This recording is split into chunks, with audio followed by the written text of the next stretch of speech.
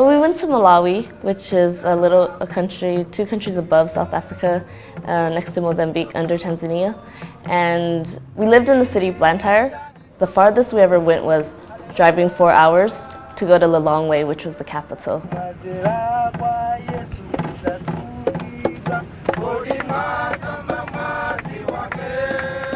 Malawi's official language is Chichewa and also English. But some of the phrases we used a lot is Muli Bwanji, and that means how are you? And to answer that, if someone says Muli Bwanji, Dili Bwino Kaya Inu, and Dili Bwino means I'm fine, Kaya Inu means and you.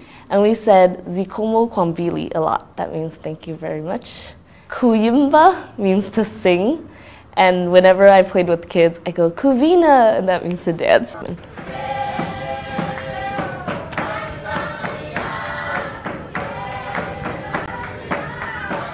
We distribute food once a week, trucks loads of 50 kgs of big bags of maize, which is 110 pounds, and it lasts one family 1 month only. And they get that one bag, and they have to wait in the hot sun. They basically, it's filled with people, like so much people are just sitting there waiting to get their name called. Then they could get a stamp on their hand to line up and go into the warehouse to get their bag, and they put it on top of their head, 110 pounds on top of their head, and they walk back to their villages.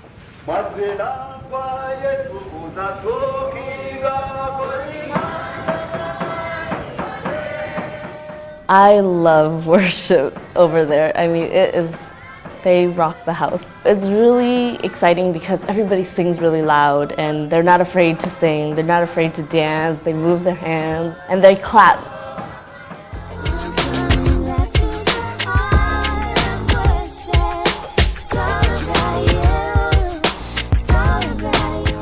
Remember the song, Coming Back to the Heart of Worship? That's what they have. Like, you come here and you sing and you want to go back to the heart of worship, but usually you sing in, Sundays and your heart's not all there because you're worried about your job or school.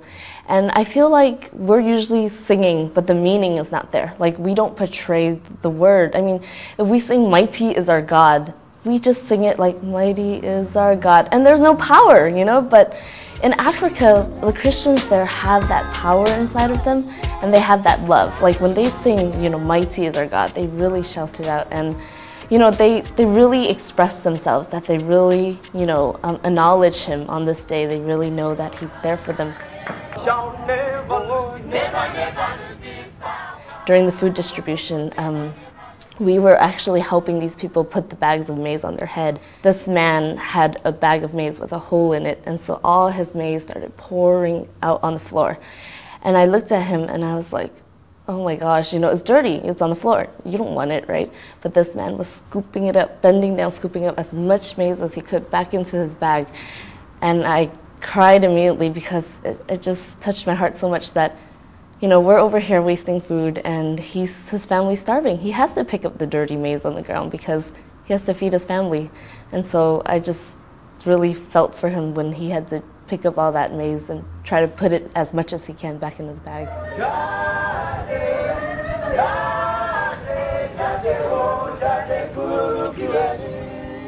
It's very rewarding to go on a missions trip because you get blessed so much, You get stretched, definitely, because you never know what's going to happen, and you give yourself so much more than when you stay here.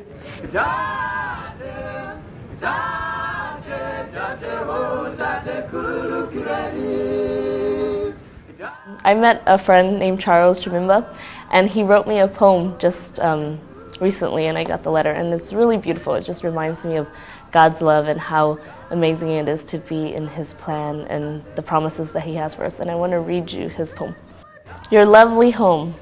This lovely home among the trees, where birds, butterflies, bees, seek out those flowers which give delight, so cheerfully until the night takes over with the silent moon and stars which are as flowers that bloom.